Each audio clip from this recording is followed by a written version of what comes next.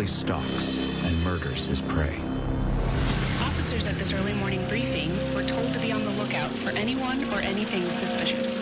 A serial killer. He grabbed me like that, and he started stabbing me in the back of my head. Targeting the industry's young and vulnerable workers. 2 McDonald's employees were dead at the scene. Leaving a city terrorized. Their throats had been cut. Brutally cut. That's when the term fast food killer first came about. They even had officers going undercover in fast food restaurants. I called all my managers and told them no trash would be taken out after dark. People were telling their children, I want you to quit that job, because nobody knew where he was going to strike next. We know we've got somebody out there we've got to stop.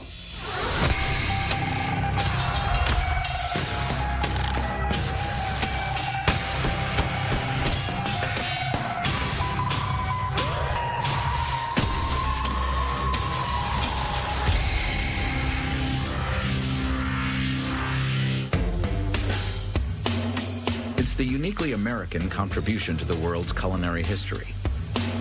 Fast food. Billions of burgers, pizzas, and tacos are sold every year in the United States. And while the franchises litter highways, cities, and towns, they rarely make news until tragedy strikes. Police got a 911 call from the restaurant about midnight last night. A man killed employees at a Captain D's in Donaldson, a McDonald's in Hermitage, and a Baskin-Robbins in Clarksville. He knew how they worked the safes, the money, how it was gathered at night. He knew the MO. They don't know how the assailant got into the store after closing. And in Nashville, Tennessee, many of the young people working the counter or drive-through at local fast food joints come to town seeking fame and fortune. What I learned when I first came to this town is you can spit gum out a window and hit a great singer or a great musician. It's full of them. And in 1995, Paul Dennis Reed comes to the Tennessee capital from Texas, hoping to be the next big star. He arrives in Nashville having recently wrapped up a long engagement in a Texas prison for robbery. Paul Reed came here like a lot of people do, just like I did, to try to, get in the music business. He's telling people, I'm going to be the next Garth Brooks. I'm going to be the next Hank Williams. Judith Yates is a longtime Nashville resident and author. Her book chronicles Nashville's brutal crime spree in 1997. He buys the hat, he buys the boots, and he's got these black and white 8x10s made of himself holding his guitar, and he started calling himself Justin Parks. And I talked to people who said, well, he looked the part, and that's about it. As far as being a musician goes, he was failing at it. That's what he was doing. I've heard his recordings and stuff. Have you heard any of his music?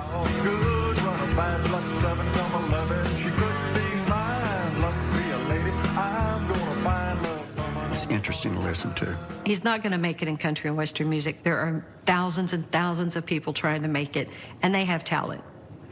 So he gets a job as a dishwasher/cook at Shoney's.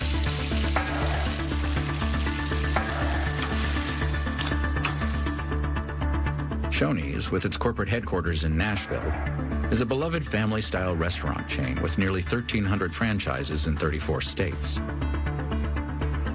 Behind me, you see the restaurant where Paul Reed worked. This is where he started working when he came to Nashville, because he knows Shoney's. He worked there when he was in Texas. Mitch Roberts is the manager of the Shoney's on Donaldson Pike Road. When Paul Reed interviews for a job, Mitch hires him on the spot. One of the things that made me want to hire him is he said yes, sir, and no, sir, and was very polite and answered questions. I didn't know anything about him, but I thought he's a pretty decent guy, and if he respects me enough to talk to me like that, he'll probably be a good employee. But as Paul Reed settles into his new job, it's an unsettling time for Nashville fast food restaurants. Mike Rowland, a homicide detective with the Nashville Metro Police Department, is confronting a rise in violent crime. And in early 1997, that violence finds its way inside a different Shoney's restaurant across town from the one where Paul Reed is now working. Charles Thowett, the Shoney's manager, had closed the store. All the employees had left, and he was taking care of the Shoney's business, payroll, money, and whatever. After midnight, somebody either was allowed in or talked their way in. We found Mr. Thowett sitting at his desk in the back. He was stabbed over 52 times. The weapon that was used were knives from Shoney's. There were 2 butcher knives. One of them was broke, and it appeared that the person went and got another one and came back and continued to stab Mr. Thowett. They did have video cameras inside, the old VHS tapes, but we later learned that they just didn't have any tapes in the machine. There was a gas station across the street from the Shoney's, and one of those cameras caught the front door of Shoney's the way it was positioned. They didn't have it recording.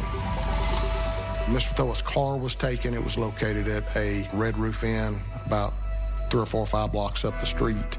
They had a camera shooting out. They didn't have a tape in. And the suspect had a really lucky break. If there had been tapes, we could have had the crime on tape. We really didn't have any suspects. We took a lot of prints out of that place, hoping to come up with something. But with blood and stuff on them, it made it a little bit harder to get prints out of that Shoney's. Police only interview Shoney's employees who worked in the restaurant with the victim.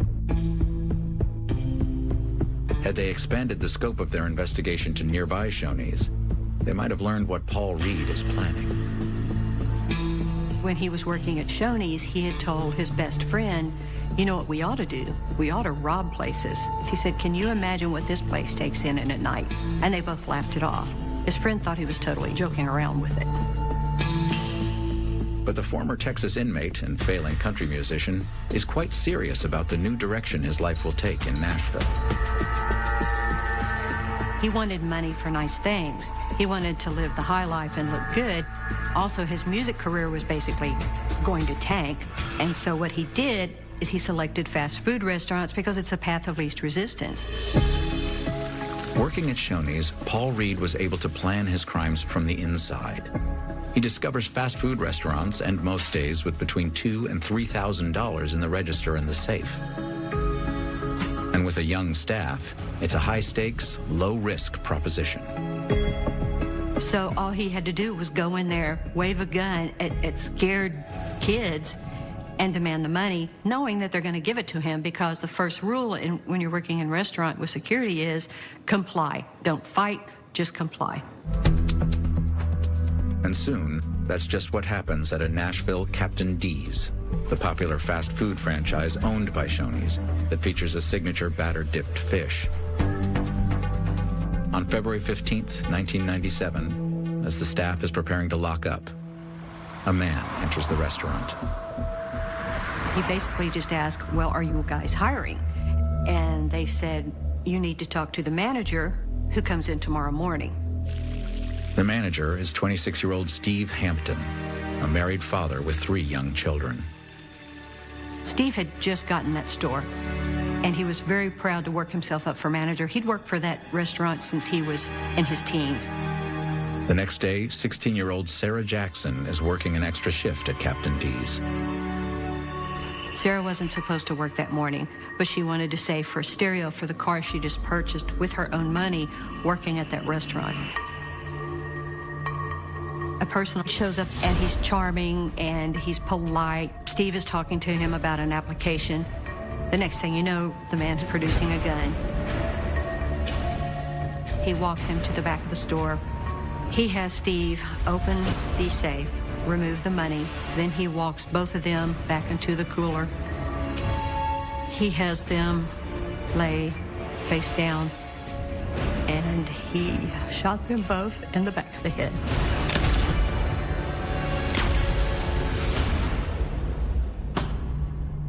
Sorry, this still gets to me. He returned to the office probably to get the videotape for security surveillance. He hears a noise in the cooler. Sarah's trying to get up, and he calmly reloads and shoots her, and she falls dead to the ground. And then he drives away. The detectives responded to that scene. They're pulling employees, they're trying to pull video. There wasn't any video there. But while police are not investigating the brutal stabbing of a Shoney's manager and the execution-style murders of 2 employees at the Captain D's, they reject the idea that these killings, both at fast food restaurants, are otherwise linked.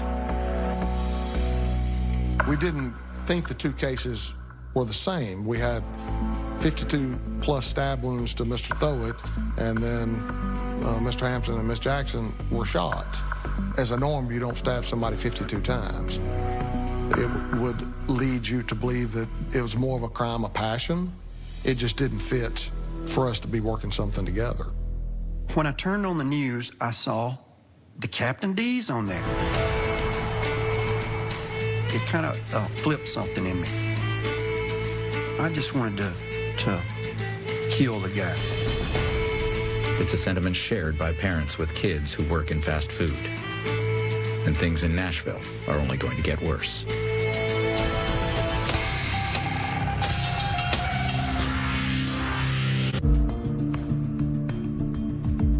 February 1997. Despite the brutal killings of 3 people, 1 in a Shoney's and 2 at a Captain D's, Nashville police haven't yet figured out a serial killer is on the loose in Nashville.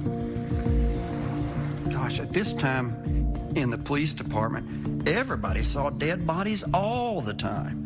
Lots of murders, lots of things going on, but there was something about this because it was just so uncaring and it was so senseless. I mean, it was just a completely senseless thing. It pissed people off. Police Detective Mike Rowland is assigned to the case. The lack of video of physical evidence at the scene offers no leads. Until a customer comes forward to say he saw a suspicious person at Captain D's the day before the killings. He said a man had come in the night before, right at closing or after closing. His description was very tall, slender man. We had a composite drawing done to try to locate who that person was. But we had another clue. He thought he was wearing a Shoney's apron. At the time of the Captain D's murders, Paul Dennis Reed is employed at a nearby Shoney's restaurant 2 miles from Captain D's on Lebanon Pike Road. Basically was a pretty good employee, showed up for work on time. If I needed him to work extra, he would do that for me. Got along well with most of the people there at the store. He was always volunteering to help. He would always stay overtime if they needed someone. He could lift really heavy things and carry them without any issues. And employees just loved working with him because he was just so nice. I didn't see anything that would give me pause for wishing I hadn't hired him. Perhaps he would have felt differently if he knew Paul Reed's history before arriving in Nashville.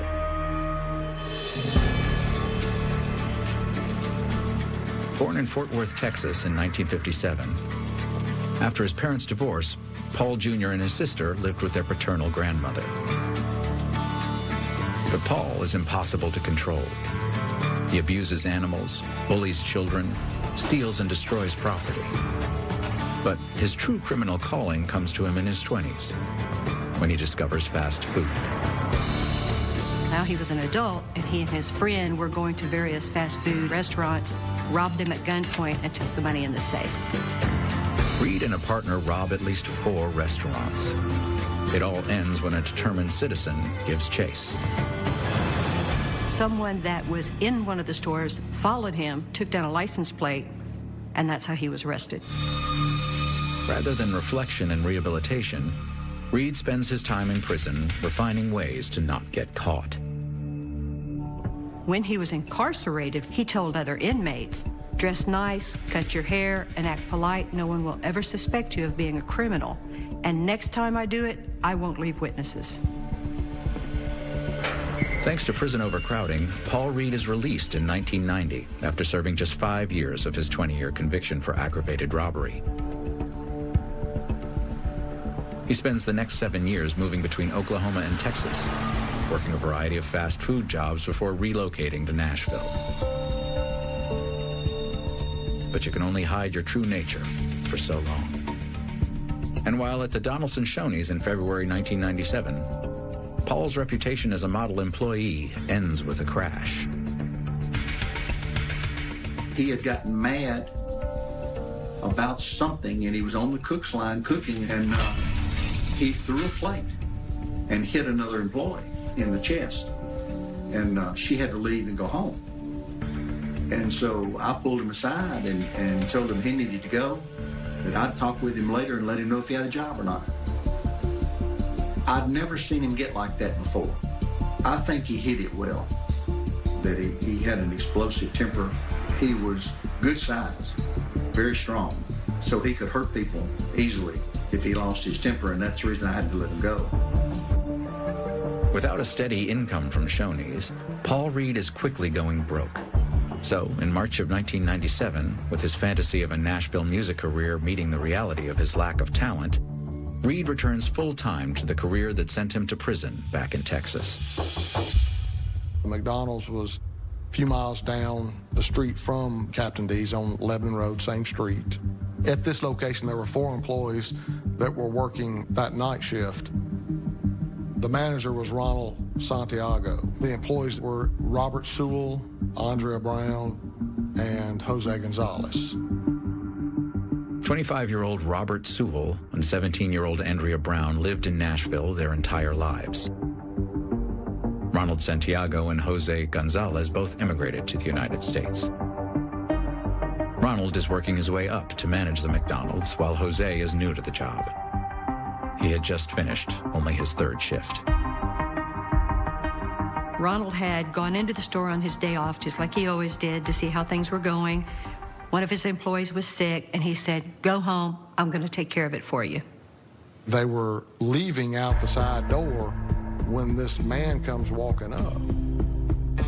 So they walk over, then they see a gun. Ronald motioned for everybody to come back in the store. Andrea starts crying. Robert is talking to her and saying it's going to be okay. Jose, he didn't speak any English. He had no idea what was going on except they were being robbed. Ronald tells Jose in Spanish, it's okay, he'll take the money and leave. He had Ronald open the safe. He puts the money in the bags. Reed was clever this way. He left no fingerprints. He had the employees doing everything.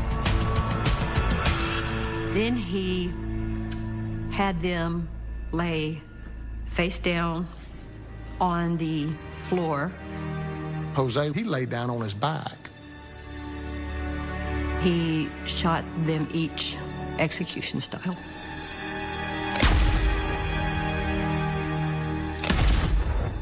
Until he gets to recently hired Jose Gonzalez.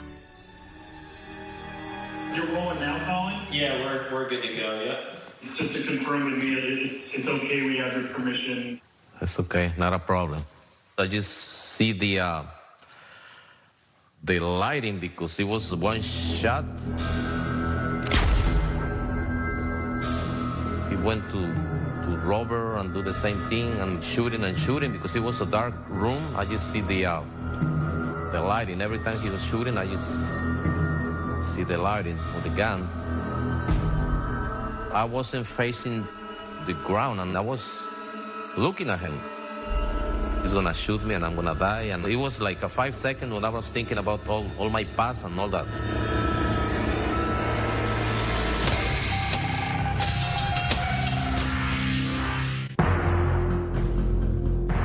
At gunpoint, on the night of March 23rd, 1997, Paul Dennis Reed forces 4 employees of a McDonald's in Nashville, Tennessee, into the manager's office. After emptying the safe, he begins executing the witnesses, fatally shooting the manager, Ronald Santiago, and the employees, Robert Sewell and Andrea Brown, before turning the gun towards his final victim. just hired Jose Gonzalez. He pointed his gun in my front head to shoot. And I just hear the clicking of the gun, clicking 1, 2, 3, 4 times. The killer is out of bullets, and Jose's survival instinct takes over. I just grab the gun and we start fighting with him for the gun. Jose's a small man. Reed's a huge guy that constantly is working out at the gym, but Jose fights. At that time, the suspect produced a knife and stabbed him.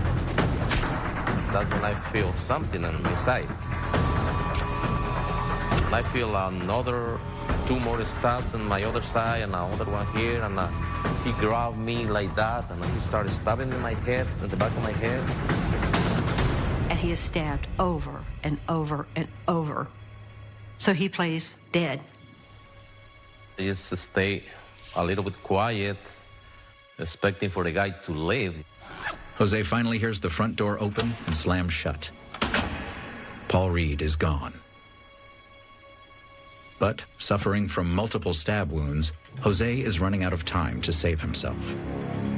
I just tried to stand up after, and I did it, but just probably for a couple seconds, and I fell on the ground again. It just so happened a few days before this, Ronald had showed Jose the phone, and he said, Jose, when there's a problem, 911 and say, please help. And I was watching the ceiling of the room. When I turned my head to the wall, I see the telephone wire hanging down. Jose manages to dial 911, and all he can say is, please, please. He's losing blood very, very quickly. I don't know how, but I knew someone is gonna come over, a police or somebody. I got the call just before midnight. And I hear when they break the door, it was the police, I think. When they break the glass door to come into the restaurant. That scene was a really bloody scene. There was a lot of blood. Andrea is still alive. They rush her and Jose to the hospital. Andrea didn't make it. Jose is rushed to Vanderbilt University Medical Center. Along the way, his heart stops, but he's brought back by the paramedics. It is a day when luck is on Jose's side. None of the many stab wounds has hit a vital organ. A witness has survived. I can remember when we knew we had a survivor. Nobody left that guy's bedside. I mean, there was somebody there all the time. Over the next few days, Mike Rowland and other detectives begin gathering critical clues from the only survivor of the man the media will label the fast food killer. Jose's description of the suspect was extremely important in this case because physical evidence-wise, we had no physical evidence that directly related to the suspect. We showed him a bunch of pictures, and he never, ever made a positive ID. At this point in time, we start a McDonald's hotline. We had 2 people manning it 24 hours a day, 7 days a week. There was a special number set up so people could call in tips. We had over 1,200 tips called in. And so we're constantly following up leads. And while none of those tips helped solve the case, a clue is discovered by the side of the road less than 10 miles from the first crime scene. It's a driver's license belonging to the murdered Captain D's manager, Steve Hampton. There were some partial prints on there, but there wasn't enough to actually get a match through the APHIS system. If you know your suspect could make a match, but you couldn't just feed that into a system and it spit somebody out. With the investigation's slow progress, Nashville's residents remain on edge. Nashville was really in a state of worry. Parents worrying about their children working at fast food restaurants. People were telling their children, I want you to quit that job at, XYZ fast food, simply because nobody knew where he was going to strike next. We've got these people that are dying, and there were days we worked several days straight without sleeping. It was a huge investigation. There's only so many law enforcement officers, although most of them were working 24/7. They even had officers going undercover in fast food restaurants, hoping to catch this guy. While knowing the likely target of the killer would seem to help, it actually presents a problem for police. Patrol officers need to do surveillance on over 500 fast food restaurants in and around the city. It's the biggest manhunt in Nashville's history, one that convinces Paul Dennis Reed, the fast food killer, to take his lethal show on the road.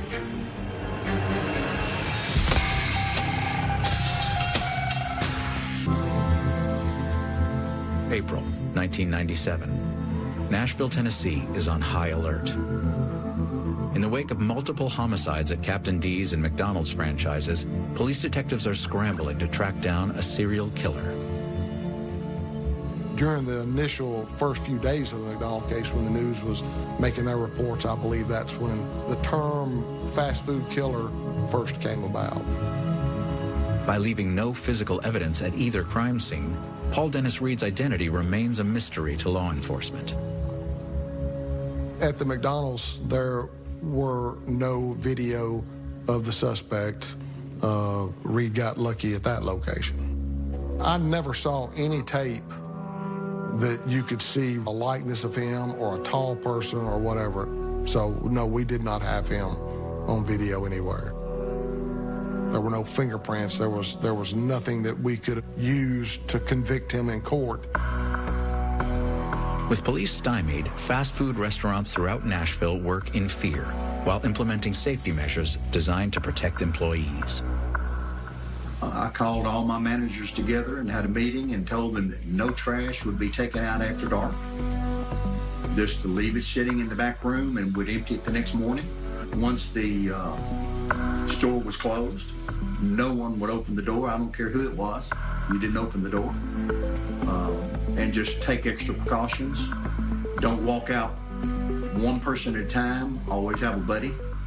When people got off work, they would want you to come escort you to their cars. Their own businesses were closing, and they would call dispatch to have police actually come to a parking lot just to sit and watch them walk to their cars. That's the kind of the fear that was created with just the first two murders that happened.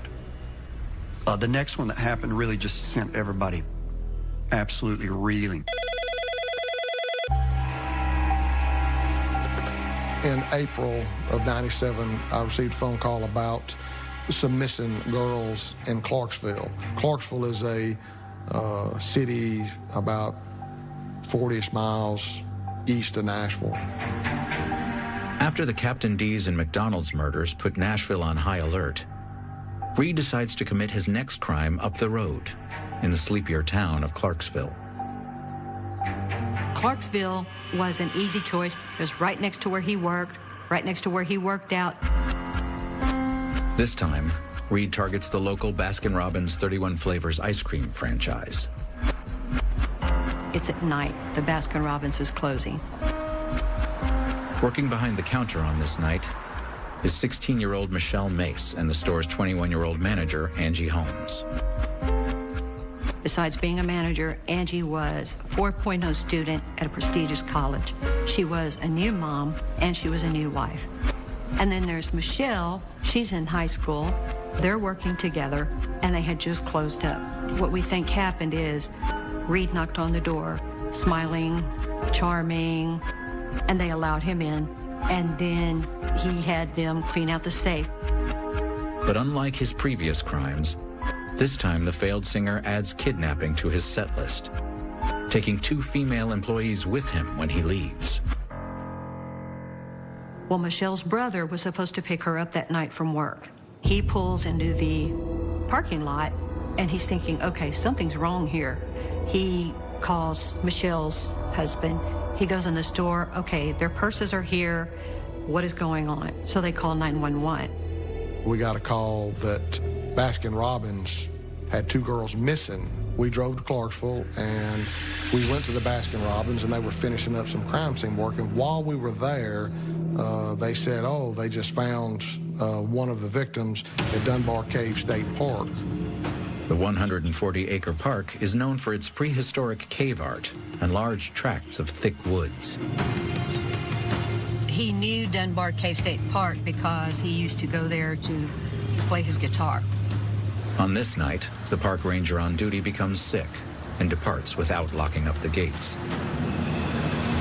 Reed drove Angie and Michelle through the gates that were unlocked that night and parked her in the parking lot. He walks them down the sidewalk toward the lake.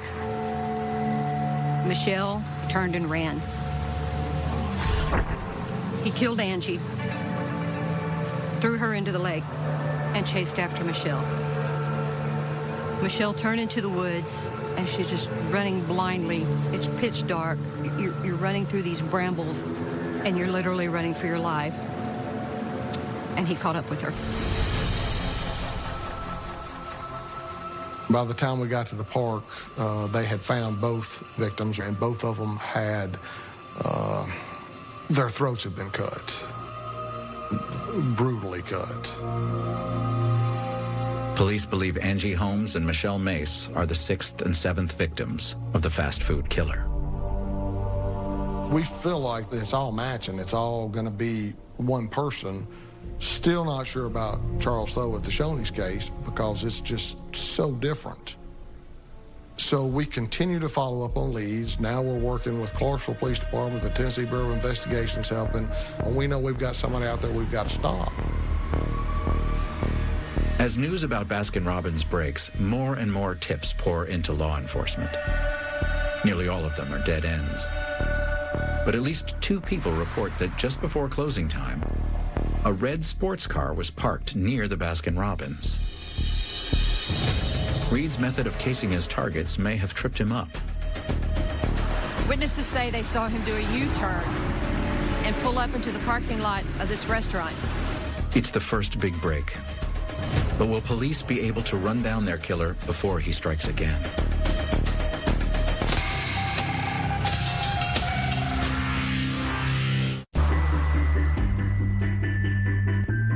After the brutal murders of Baskin-Robbins employees Angie Holmes and Michelle Mace in April of 1997, the number of victims attributed to Nashville's serial killer, dubbed the fast food killer, has risen to 7.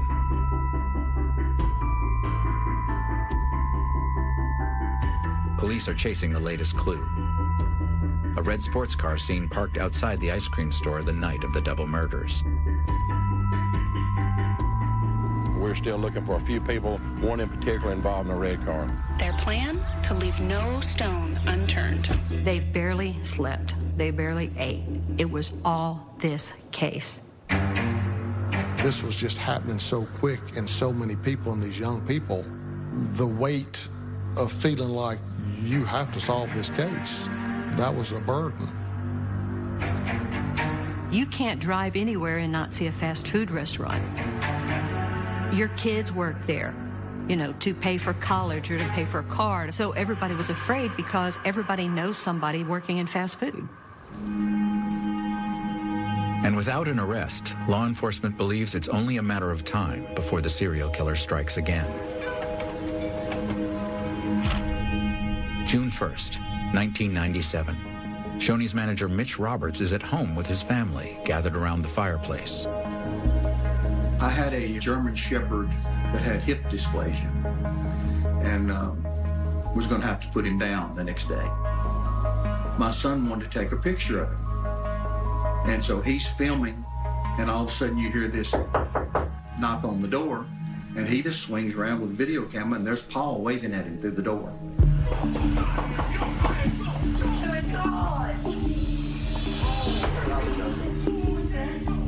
The last time Mitch Roberts saw Paul Dennis Reed was the day he fired him from Shoney's 4 months earlier for attacking another employee. And so I got up and went and answered the door.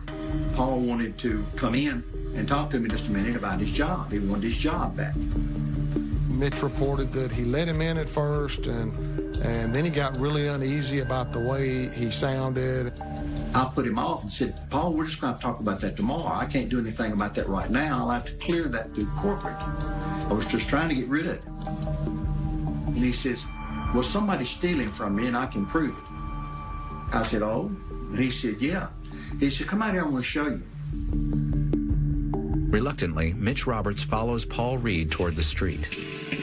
But when he sees Reed's car, a jolt of fear runs through his body. I got to walking down the walkway there to the car, and I noticed it's a red sports car. And then it started clicking. He remembers the news reports about a red sports car in the parking lot of the Baskin-Robbins the night of the murders. When I saw the car, I started thinking about the murders and when they had happened. I thought about Charlie. Just real fast, my mind was just racing. Reed's trunk is full of frozen food he claims was stolen from Mitch Roberts' restaurant. He said, see, they've been stealing from me. And I said, Paul, I appreciate that. I said, we'll talk about that tomorrow. I need to go. And so he ran around between me and my house and pulled a gun on me. With the fast food killer between him and his family, Mitch Roberts uses his only weapon, a calm demeanor. And so he's trying to lead him back up to the house and talking to him and trying to calm him down. I'm thinking, all the way back up the walkway, that might not have been smart to turn your back on him. He's got a gun.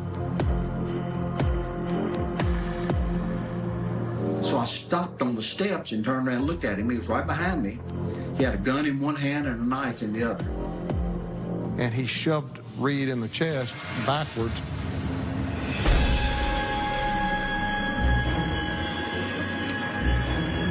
I backed in the door and pulled it too and fell around to the side because I was afraid he'd shoot through the glass. He pulled on the door 2 or 3 times, and I held it. To me, it was instinct. It happened so fast, I really didn't have time to think about it. He wouldn't get me in the house and hurt my kids and my wife.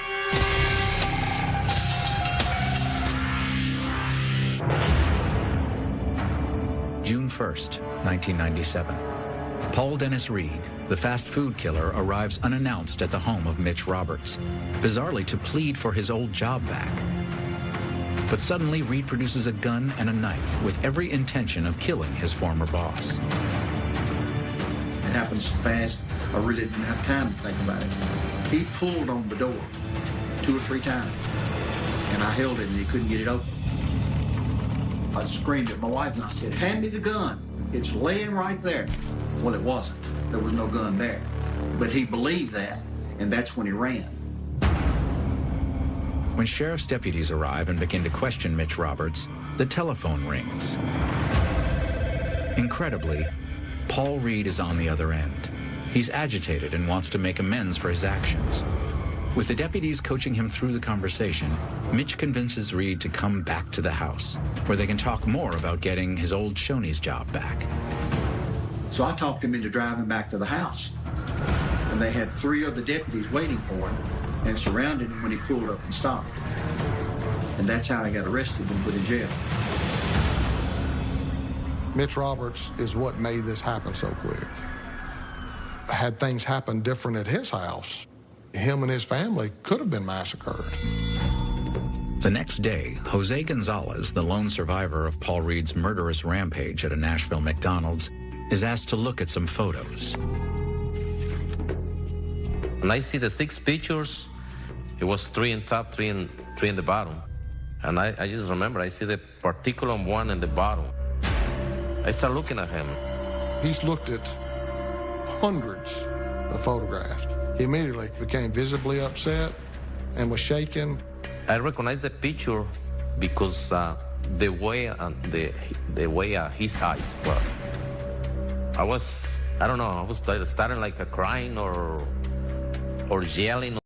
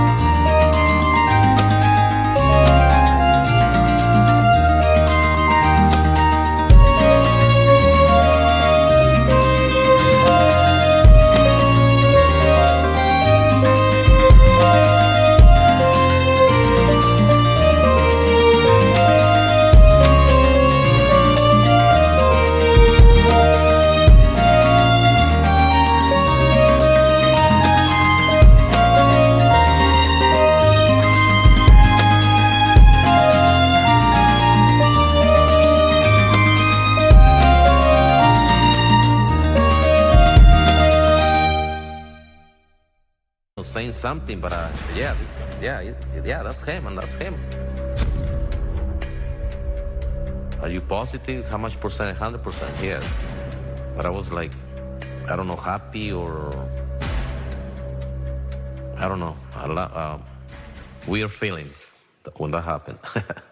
After Jose's positive ID, the pieces all fall together. The search in the National Crime Information Database immediately pulls the long Texas rap sheet on Paul Dennis Reed. When the detectives search Reed's house, they find a tennis shoe with DNA evidence matching Angie Holmes, the Baskin-Robbins manager. The partial fingerprint found on the driver's license belonging to Steve Hampton, the Captain D's manager, is a positive match to Paul Dennis Reed. And Mayor Phil Bredesen perhaps speaks for most of Nashville and Middle Tennessee in expressing relief at Reed's arrest. Assuming that this is the correct person under charged and convicted, I think everyone in Nashville ought to breathe an awful lot easier. We charged him with the Captain D's, the McDonald's. We didn't feel we had enough to charge him with the Shoney's. The Baskin-Robbins charges are soon to follow. But while detectives believe Reed also committed the brutal murder of Charles Thowett, the Shoney's manager, they lack the evidence to charge him with that senseless killing. And Reed isn't confessing to any of the crimes. Throughout his many conversations with police, he maintains his innocence, while revealing himself to be a deeply damaged person. He was competent, which is what he has to be to stand trial. He paid rent, he bought cars, he lived a life just like you or I would live, yet made statements like, I'm not the trigger man, and you should look at the tapes, the government knows there, and there's a lot of crazy stuff that he said. When you start individually hearing stories of these people that got killed, and I mean, you know, if you're a religious person, you know that evil walks the earth like a lion. He was like an evil thing that was dropped in our city for a short period of time. Over the course of 3 emotional years, across multiple court trials involving 2 jurisdictions, the citizens of Nashville and Clarksville find Paul Reed guilty of all 7 murders. We, the jury, find the defendant, Paul D. Reed, Jr., guilty of first-degree premeditated murder.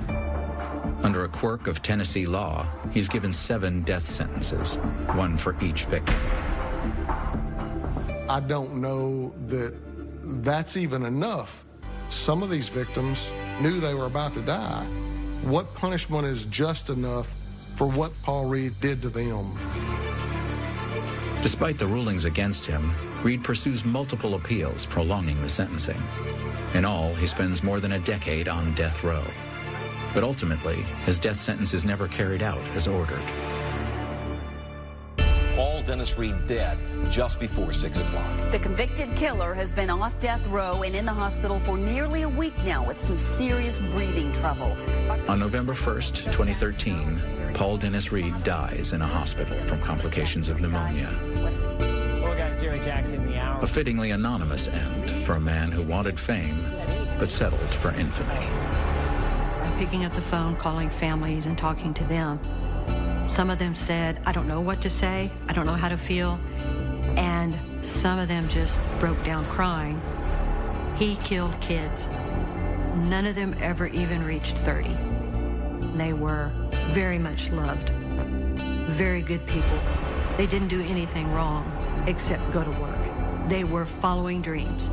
They were trying to decide who they were, and they were surviving. Today, memorials commemorate the 7 young men and women, their names never to be forgotten in the grieving cities of Nashville and Clarksville, Tennessee.